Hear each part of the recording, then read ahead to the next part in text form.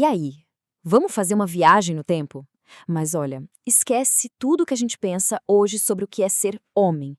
A gente vai voltar para uma época em que masculinidade não era bem sobre identidade, mas sim sobre função. Uma função, aliás, forjada a ferro e fogo na Alta Idade Média, um tempo em que sobreviver era a única regra do jogo. Essa frase é pesada, né? Mas ela define com uma precisão brutal a mentalidade da época.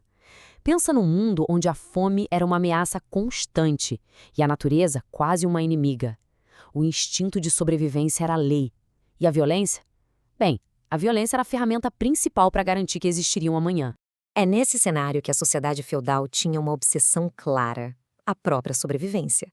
E é por isso que a agressividade não era vista como um defeito, muito pelo contrário, era uma virtude, a qualidade mais importante para proteger não só a si mesmo, mas principalmente toda a sua família, a sua parentela. Essa imagem aqui resume perfeitamente o contrato social daquele tempo.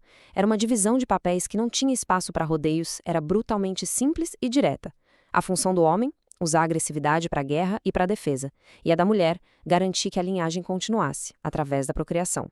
Um ciclo de vida e morte ditado pela mais pura necessidade. Mas beleza, como um menino se transformava nesse homem? A educação não tinha nada a ver com salas de aula. Era um treinamento físico constante, intenso, que começava desde muito cedo e tinha um único objetivo: transformar o corpo em uma arma. Agora, o que é mais interessante nisso aqui é que nenhuma dessas atividades era lazer.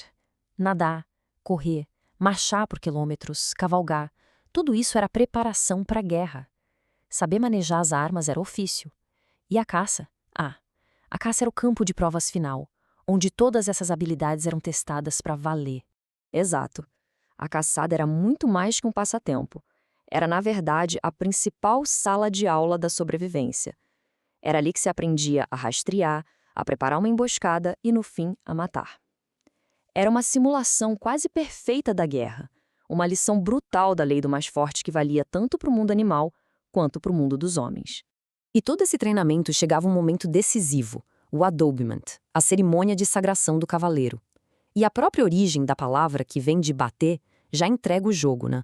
Não era só uma honra, era um teste físico e bem literal. Imagina a cena. No final de anos de treinamento, o jovem se ajoelhava e recebia um golpe violento. Sem recuar, sem mostrar fraqueza, se ele aguentasse firme, provava o seu valor. Era o selo final. Naquele momento, o menino morria para dar lugar a um guerreiro, alguém pronto para matar e morrer por sua linhagem. Uma vez declarado homem, a identidade dele não era definida por si mesmo, mas por suas lealdades. Duas forças muito poderosas que se sobrepunham estruturavam toda a sua existência, ditando cada ação e o seu lugar no mundo. De um lado, tinha vassalagem. Um laço era criado através de um ritual, uma escolha de se submeter a um senhor em troca de proteção, quase como uma adoção.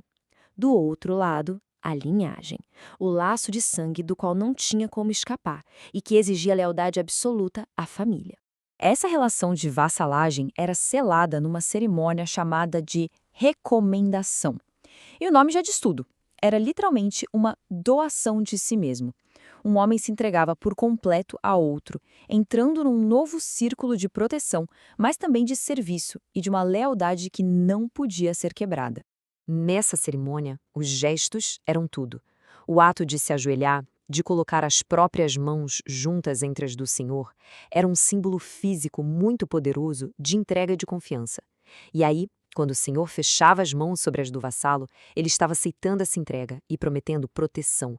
Era um contrato forjado sem palavras, só com o toque. Bom, se a vassalagem era uma escolha, a linhagem era um destino. E esse destino muitas vezes era cruel, principalmente quando se tratava da sobrevivência do patrimônio da família. A unidade da herança era mais importante do que o bem-estar de todos os filhos. Esse gráfico aqui mostra a dura realidade da coisa. Para preservar as terras da família intactas, só um podia herdar tudo: o primogênito. E para os irmãos mais novos? Bom, para eles o futuro era incerto. Muitos eram empurrados para buscar a sorte como guerreiros, outros entravam para a igreja ou simplesmente vagavam por aí, para não virarem um fardo e não dividirem a riqueza. E essa citação captura o tom de tragédia dessa prática. Era um sistema que, em nome de perpetuar a linhagem, sacrificava de propósito as aspirações e, muitas vezes, as próprias vidas de seus membros. Era uma maldição que era aceita como algo necessário para a sobrevivência do nome da família. No final das contas, o que a gente percebe é que o homem medieval não pertencia a si mesmo. A identidade dele era coletiva, uma soma da sua força física e das suas obrigações. Ele era um guerreiro para o seu senhor e um guardião para a sua linhagem. O eu individual ficava totalmente submerso nessas funções. Então fica a pergunta para a gente pensar.